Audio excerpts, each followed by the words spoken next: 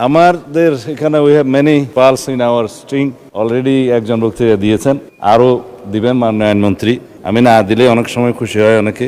আমি ভাবছিলাম আমাদের আরো জুয়েলস যারা আছে তাদেরকে আজকে একটা একটা করে প্রকাশিত করব। মানে স্পিকার, অনেক ধন্যবাদ আপনাকে। আমি মাঝে মধ্যে আজকে একটু দেখব, কারণ রেকর্ডের ব্যাপার অনেক কিছু এখানে উত্থাপিত হয়েছে। আমাদের মাননীয় বিরোধী দলের অনেক বিজ্ঞ সদস্য, ব্যারিস্টার্স, অ্যাডভোকেটস যারা আইন কানুন সংবিধান উদ্ধৃত করেছেন, মজবুরিতে আমাকেও কিছু কিছু জবাব দিতে হবে। আজকে যে নোটিশটা মাননীয় বিরোধী দলীয় নেতা মুলতবি প্রস্তাবের জন্য উত্থাপন করেছেন, লিখিত কাগজটা আমার কাছে আছে।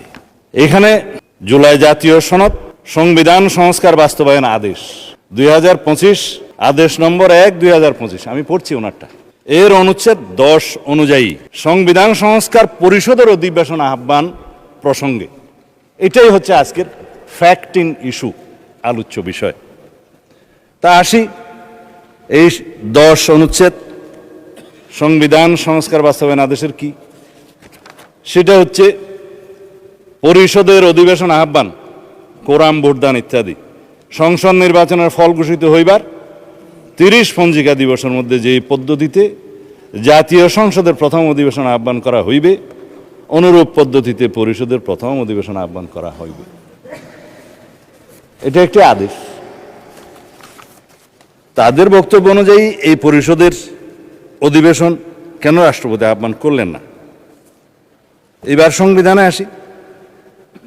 আর্টিকেল 72 অনুসারে রাষ্ট্রপতি প্রধানমন্ত্রীর পরামর্শ অনুযায়ী, লিখিত পরামর্শ অনুযায়ী সংসদের অধিবেশন, প্রথম অধিবেশন, সময় স্থান নির্ধারণ করে প্রজ্ঞাপন করেছেন। আর্টিকেল 73 অনুসারে তার ভাষণ দেওয়ার কথা, তিনি এখানে ভাষণ দিয়েছেন। আমাদের মাননীয় বিরোধী দলের সদস্যগণ তার ভাষণ শুনতে চান নাই, ওয়াকআউট করেছেন, ভালো কথা। কিন্তু তার ভাষণের উপর আলোচনা করছেন এবং 50 ঘন্টা আলোচনা হবে ইনশাআল্লাহ। মাননীয় মহামান্য রাষ্ট্রপতির কাছে সংবিধান অনুযায়ী আমাদের কোনো কোনো সদস্য এখানে আছেন, উপদেষ্টা হিসেবে শপথ নিয়েছেন। সংবিধান তখন ভালো ছিল, রাষ্ট্রপতিও তখন ভালো ছিল, কিন্তু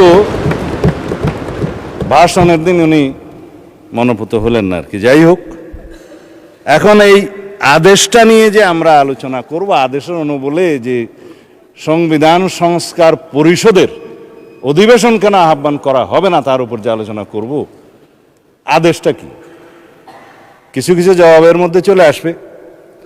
মাননীয় বিরোধী দলের একজন সদস্য বলেছেন এই আদেশটা বৈধ আইন। এইখানেই হচ্ছে বিতর্কটা। এই আদেশটা বৈধ আইন না। রাষ্ট্রপতি আদেশ জারি করতে পারতেন, পাস্ট টেন্স।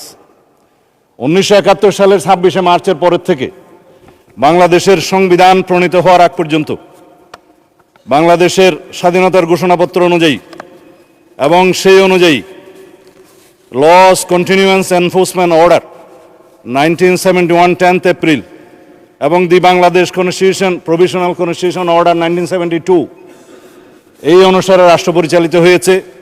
রাষ্ট্রপতি অর্ডার জারি করেছেন, রাষ্ট্রপতির অর্ডার অনুসারে নবগঠিত রাষ্ট্র পরিচালিত হয়েছে।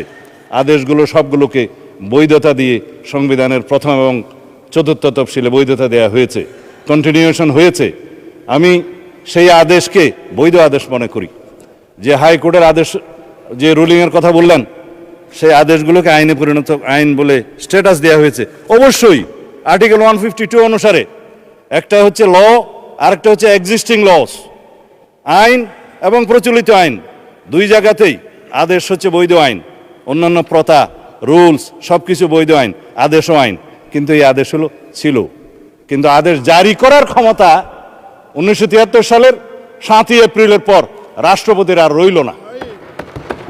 4th তফসিলের,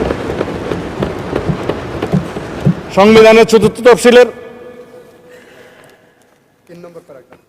ধারা 3 সাবসেকশন 2 সাবসেকশন 3 অনুসারে যে সমস্ত আদেশ জারি হয়েছিল সেটা বৈধ, এবং যে সমস্ত আদেশ জারি হয়েছে সেটা পরে রাষ্ট্রপতি বাংলাদেশে প্রণীত সংবিধানের সাথে সামঞ্জস্যপূর্ণতা দেওয়ার জন্য সেটা আদেশ সংশোধনও করার ক্ষমতা দেয়া হয়েছে।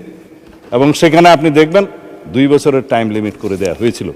আমি দেখে বললে ভালো বলি না, সেই জন্য এমনি বলি।